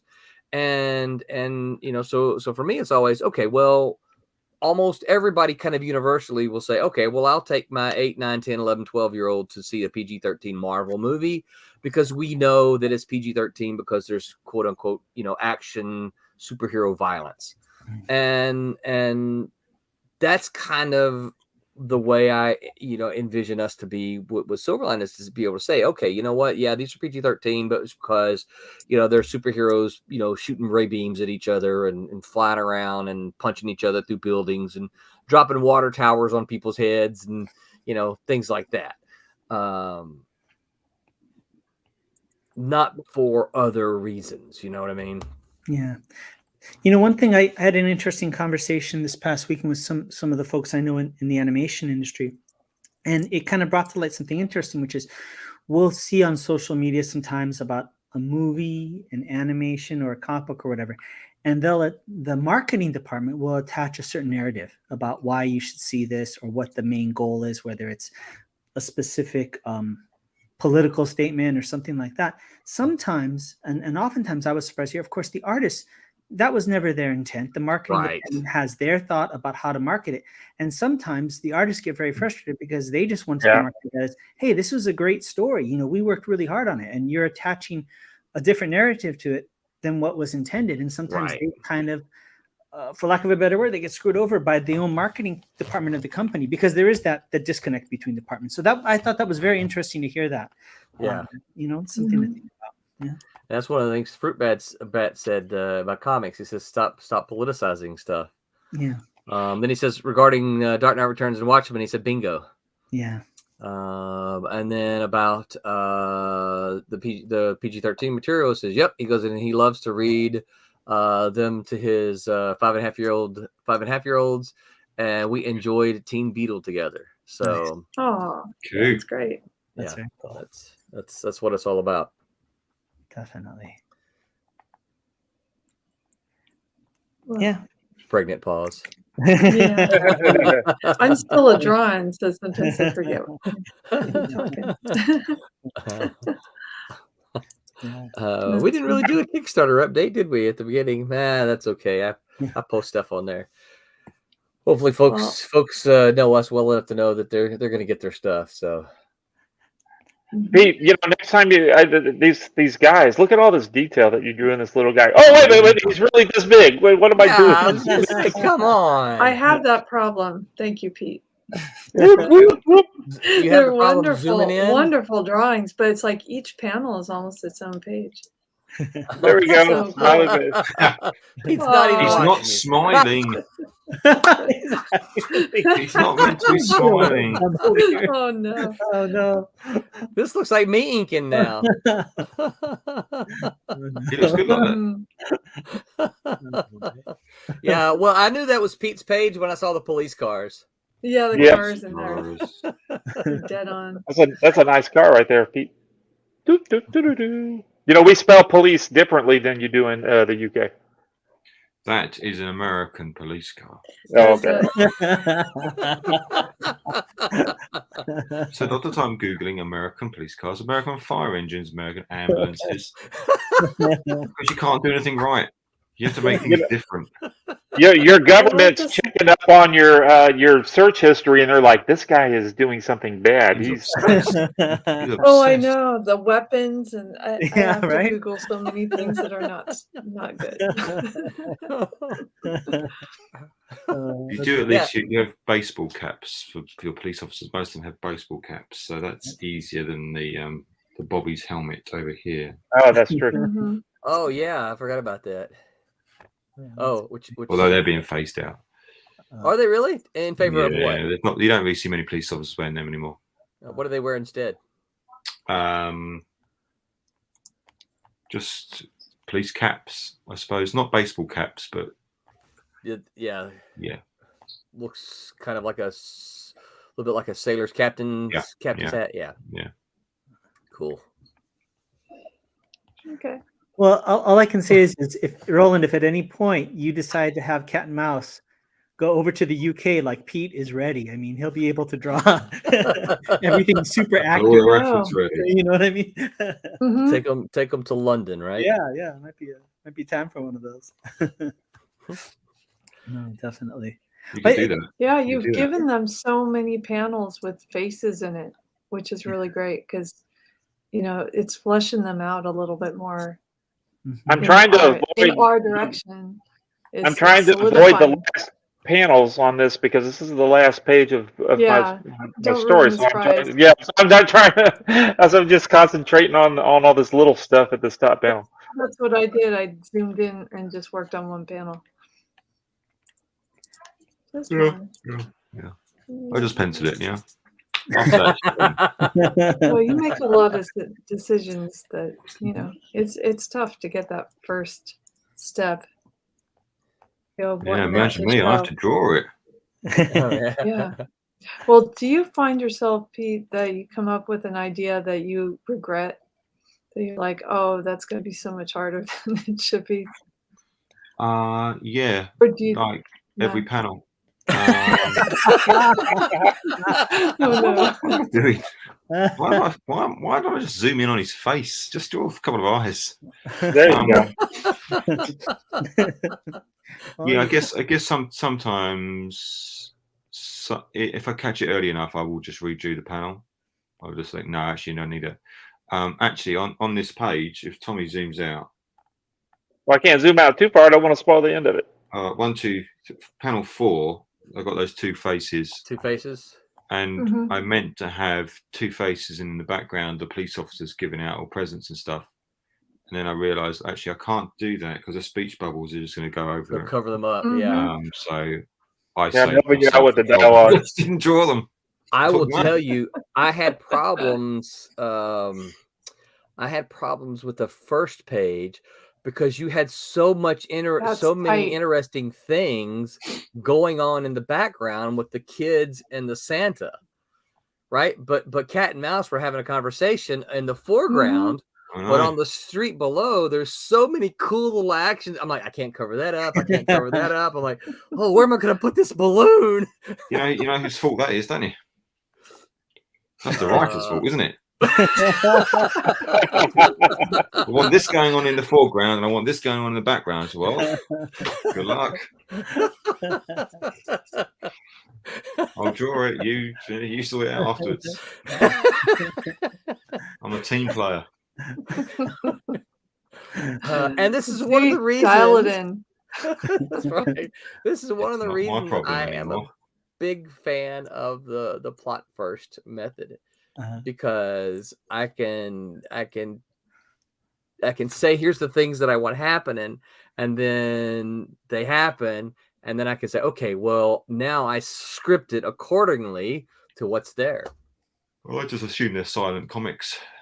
Yeah, so you forget all about it, finish your drawing, and then they're like, oh yeah. Comics.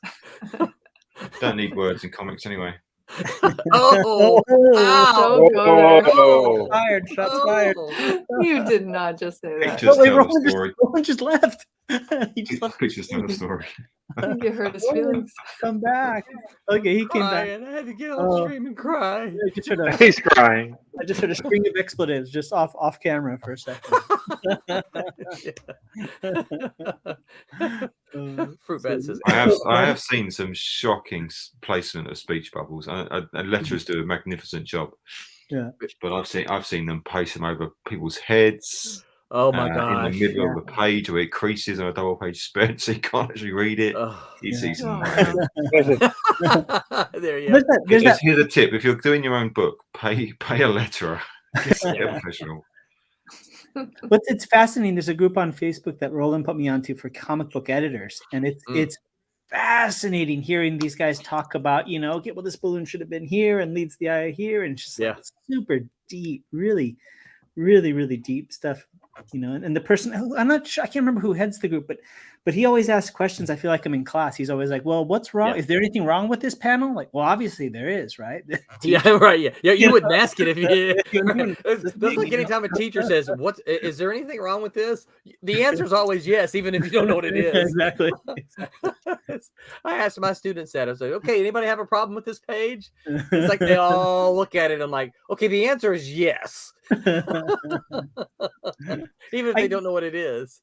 I was going to harken back to what you're saying about Jim Shooter, right?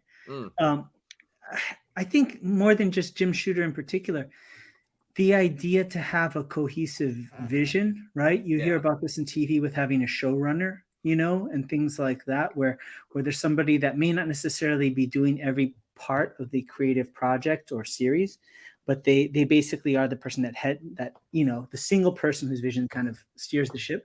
I think in some cases there's a very strong case for that, and I kind of feel like that's kind of been lost. That's what I thought Malibu when we did the Ultraverse was just awesome, because we had that Bible, and there just seemed to be this very unified vision. And I know nowadays, especially with a lot of things, that kind of a connected universe just seems kind of cliche, but the level that Malibu took it back then, as far as I could tell, was probably one of the best out there in comic books. Back when Wolverine was making a guest appearance in every single comic book that month to drive up sales at Marvel. Right. Yeah. So, yeah. Well, that's one thing I've asked. Curtis, I even said something to you about it, about a greater Silverline cohesive world, and that's one of the things that I want to put John Medic on, is just to that doesn't mean that we're going to have, because I haven't just finished kind of not quite finished yet, but overseeing this Christmas special. No, I don't want us to do massive crossovers and no. No. No.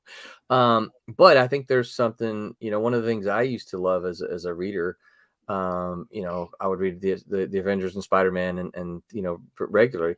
And if the Avengers were on some massive battle with some interdimensional alien that caused snow in the middle of July, well, Spider-Man's swinging through the city and he's like, "Snow? What's snow doing in July in New York City?" That was a cool thing to do.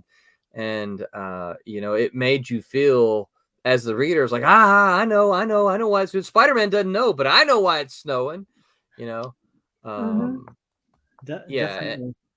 So is that something you're going to plan to write in at some point? Part of I would love to do that. Part of the problem with that is, at least immediately, I don't know how we would make that work, because we can't really schedule them out like that at this point in time, right? Curtis is working on Shadow Ghost #1 right now. When he finishes it is all on Curtis's schedule, not necessarily on our publishing schedule. So we can't really say, okay, well, something's going to happen in Silverline Team Up #3 that Shadow Ghost will say, "Oh, look, there's a meteor going through the sky," whatever, I think ours are going to have to be more post-event or post-happening. Oh, hey, why is this old house? Whoops, I can't give this away.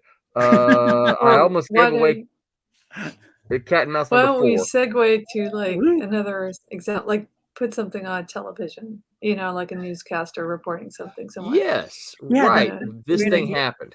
Well, what we could do is we could leave things open, like whoever's drawing that comic book, have a blank TV screen, do the whole book, and then when it's just about to be published, say, "Hey, what just came out?" Oh, Cat and Mouse. Right. And put it in there. And then put in there, this happened in New Orleans or whatever. And just if we all kind of agree to put those little things in there, a blank newspaper or whatever, and just before we go to print, put a headline on it. Yeah, we could do something like that. Well, like the stuff happening. Oh shoot, I can't talk about that either. That's included. No, you can't talk about any of it. I know. It's like I want to talk about some of this stuff, but no. Yeah. Fruit Bat says, "Oh yeah, I just remembered. I absolutely love Bear. Glad to hear that. Oh, Boys great. loved it too. Excellent. Nice. So stoked to hear that. It's so good. Mm-hmm. It's a good story. Oh, thank you. Stephen Brown says, while I'm advertising Crypts and Legends, I'm also working on number 1 and CNL number 2, another number 1. That's good. I mean, that's one of the things of course, we talk about here. You can't, just because you've got one issue out doesn't mean you can stop, right? Because you got to keep your production. Tommy and I were talking about this the other day. He's like, "Hey, what's the status of a couple of these other books, Silverline books?" And I'm like, "Well, I don't know. We got to get them moving, right?" You can't just get the first one out and say, "Okay, well, yay, there it is." No, you got to keep got to keep going, right? Definitely, absolutely. Let's see. It's a marathon race. This old house, PBS being the big villain confirmed. No, I just didn't get to finish my sentence. And in order to do that, I would give away the ending to the cat. I would give away the story of Cat and Mouse number 4, and I don't want to do that. So, anyway, all right, go ahead, Curtis. Oh, no, if it's okay, I know this is a non-Silverline book, but I had seen there's a book on Kickstarter. I think they're about to close out, and it looks like they have quite a bit of funding left. But it's a friend of the show, Alex Savia, worked on it. Have any of you guys seen a book called The Masters? Yeah, yes, I was looking at that. Oh, it looks so cool. So that's the one they're asking for an awful lot of money, right? They are, but if you look at their perks, it's insane what they have. They have some really cool stuff. So the premise is that it's a team of supervillains, and all the supervillains are based off of different, I think, postmodernist artists. So you have one guy that looks like Magritte, with the fruit in front of the face, or is that back on Kickstarter? Oh, the 5th issue is on it now. The fifth and final issue is back on Kickstarter. What's it called? I think I saw one that it didn't get funded because they were asking for too much. They were asking for a lot. This one's The Masters. But it's so cool, and the extras are crazy. They have a lunchbox. You can get like an old school lunchbox. You can get like a Who's Who comic book. They have the big plastic Slurpee cups with the characters on it, and even like the old plastic Halloween masks they have of all the characters. There's some really really fun stuff, and it's just a really cool looking book. So I made my pledge last night, but it looks I am not. Oh, The Masters of Bronze. I think I backed this. Yeah, it looks really cool. It looks really fun. Yeah. So I'm gonna go ahead and pull this up. Show it. Share. Yeah, because I think maybe it's just a couple hours left, if that. Oh yeah, 3 hours to go. You're right. Oh, good. Yeah, but it looks fun. I mean, it looks really fun. Oh, let's see how I can make this bigger. Whoops. My Kablam page is up here. Yeah, upload. Oh, it's not really doing anything. I'm sharing. I wonder how I can make this bigger. Let me stop that and see if I can just maybe share the app or the page. Yeah. And they have a lot of cool tribute covers. They have Bart Sears doing a tribute cover of Bart Sears from Justice League Europe. So he's echoing his he's aping his own cover. Yeah, it's really cool. Really cool. Yeah. So okay, there we go. Get it. Yeah. So yeah, that's it right there, right? Yeah. See, they want $50,000. That's a big goal. A lot. Yeah. I think they have a lot of people working too. Yeah, it really is a big ask. Yeah. But yeah, there's a lot of, look at it. Tom Palmer, Bob Hall, Romeo Tango. Yeah. Arvell Jones, Ron Wilson, Alex, Pat, Bob Budiansky. Yeah, there's a lot of good classic name. There's Mort Todd. Stephen Butler. Stephen in there? Yeah. Oh, sure enough, right there. Yeah. Stephen Butler. Look at that. Yeah. Yeah. Yeah, no, I remember looking at this and going, "Wow, this looks really good." Yeah. I'm gonna make sure that I didn't back it with my other account. And Make sure your credit card doesn't show up on. Right, yeah. Let me just stop sharing there. Yeah. Yeah, you guys should consider going to back that.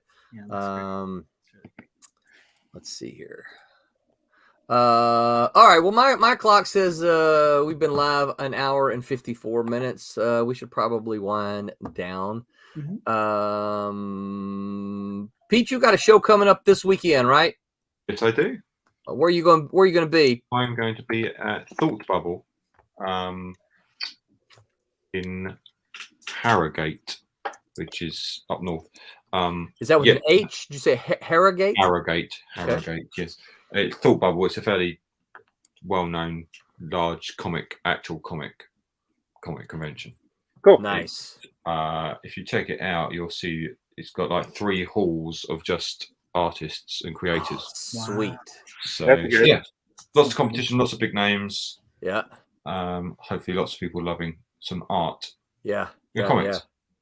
That'd be nice. Anybody you're if you feel so inclined, anybody you're looking forward to trying to meet there, or you know what, I need to go through this week and just pick out some names to try and just hunt down, and if I can get away from my table.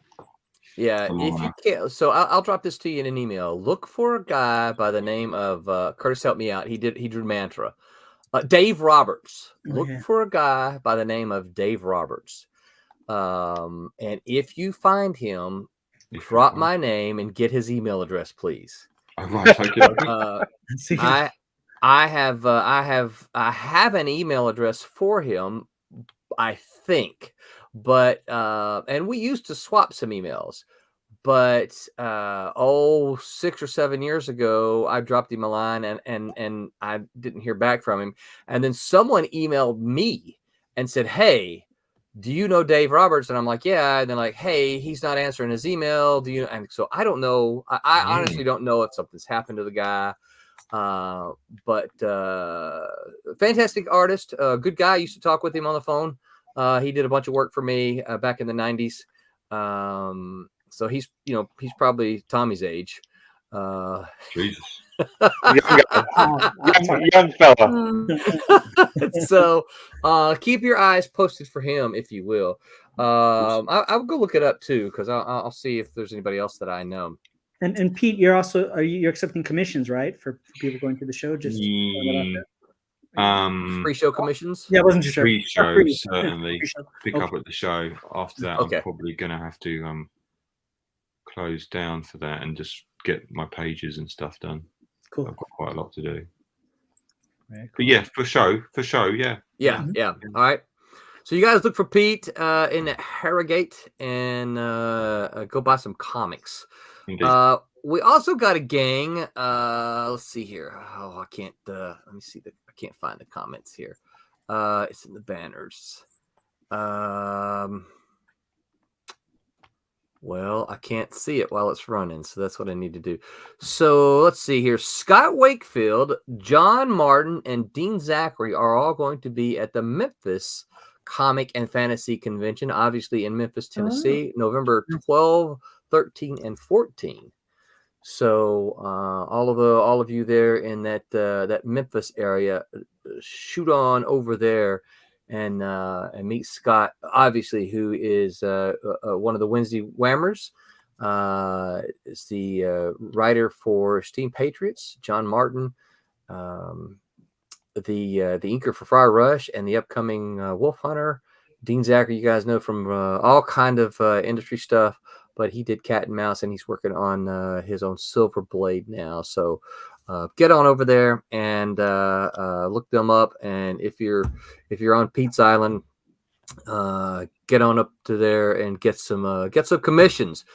You will especially make Pete happy if you commission some Silverline characters from him. He would love to draw Miss Fury for you.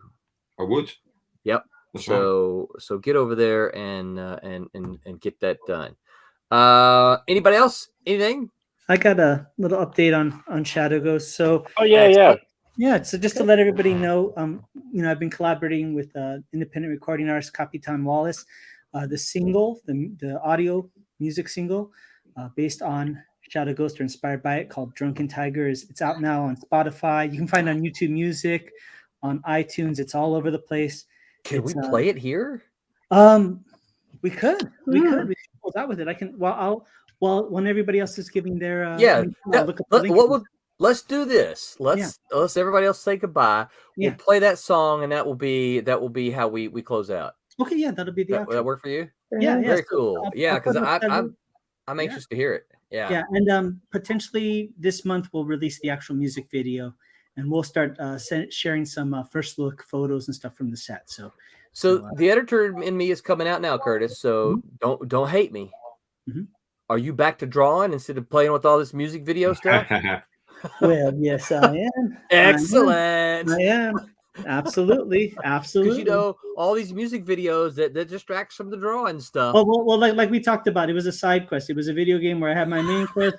The side quest came up and said, "Do you want the Elder Bow of Lothlorien?" And I was like, "Oh, the Elder Bow of Lothlorien will help me slay the dragon." So yes, and yes. I'll start working on that. I'll let you guys. What's the name of the song? Drunken Tiger. I haven't. There's an artist called Drunken Tiger. Curtis, make sure once we're done here, post links on Facebook so people can go see it. Absolutely. So go buy it, right? Curtis, where can folks find you on the interwebs? Sure. You can find me on Facebook, Instagram, and YouTube for my martial arts school, Tiger Crane 805, Instagram and YouTube, and Tiger Crane Kung Fu on Facebook. And then for the comic book, Shadow Ghost Comic, one word, on Facebook and Instagram. So that's where you can find it. Nice. Thanks. Pete, what about you? Where can folks find you online? On the line, you will find me at Peter Clinton Art, and just type that into the Google, because that will just take you everywhere that I am. Yeah. Excellent. Roby, what about you? Where can folks find you online? Yeah, you just type in Roby Conroy. And Instagram and Facebook. You can find me there. Excellent. Tommy, what about you? Halloween is cool? Halloween is cool. Yep. Over. It is over. Yeah, sure. Just go to the Tommy Don't TikTok on TikTok. And you can also, I'm on Instagram, and it's just look under Florimonte on everywhere. It's FLORIMONTE. You should be able to find me pretty easily. I'm the only one there. So, with that spelling, anyway. So, sure and then yeah. Thanks a lot. And then pretty soon you'll be able to see videos of Roland crashing into the woods, because I'm going to post a video. But go to infernostudios.com, and there's some links and stuff there. You'll be able to find me. Now, if I can't roll out of bed in the morning, I'm calling you. You're not going to be able to roll out of bed. It's going to be pretty funny. I'm calling you, and I'm going to say, Tommy, help me. Help me, Tommy. I'll come give you a hand. Okay. And I'm Roland. You can find me on all the social medias at Roland Man, or I think I'm Man Roland on Twitter. Just look for my face or caricature there, and you will see. But you'll see me mostly hanging out on Silverline. So follow all the Silverline social medias, and you'll see us. And we're not going to yell "Make Mine Silverline" this tonight, because we're gonna exit out with a video, a Shadow Ghost video. And before you do real quick, if you don't have a paid YouTube account and you stream it now, there'll be that advertisement. So you may want to just play it on your computer right now and make sure that the ad's there, so we're not giving any free advertising to anybody on the Silverline. Yeah. Oh, Clayton Wilbanks, what's up, Clayton? This is hi, Roland. Bye, Roland. That's because he came on at 9:54. Let's see here. Did you post? Oh, yeah, I see. Yeah, so you just put play. There'll probably be an ad as a YouTube. All right. Yep, got me an ad. So we'll let that run for a minute, and then we can show everybody the actual. let everybody hear the good stuff. Let's put it that way. Yeah. Definitely. So. Boom, boom, boom, Pause. I want to pause it here. Theater mode. Let me. I don't want the dead gummit. I don't want your trial. Who's always trying to offer me their trial. Let me share the screen. Share screen. Share system audio so that we can hear it. Yeah. And can everybody see that? Yep. All right. Make sure we can hear it. If we can't hear it, Curtis, I want you to. I need hands so that I can see. Okay. All right. All right. Here we go. Nope. No, can't hear it. All right. Duncan, Tiger, Hidden, Curtis. Yeah. Exactly. So everyone, I gotta go. All right. See you, Rob. Okay, Berta. Thank you. Bye, Roberta. I'll have this last page done for you shortly. Keep jamming. And I'll get on it. Yes, ma'am. Thank you, everybody. Bye. So I think what I'm going to have to do is share this whole window. Okay. So let me shift things around a little bit. Let me go full screen here. And let me share screen. Share system audio with this screen. And share. Now can everybody see that? Yep. All right, let's make sure we can hear it. Here we go. It's good.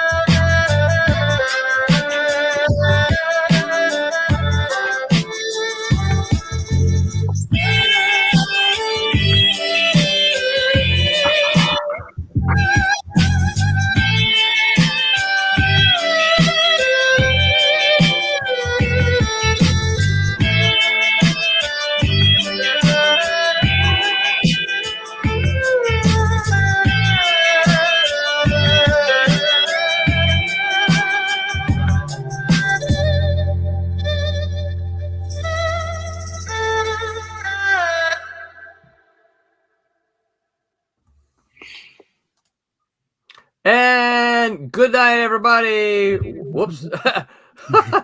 Slow-mo karate. Oh, no, it's still playing on my screen. I'm like, wait, can everybody see that? No, they can't. And let's do the bumper and get out of here.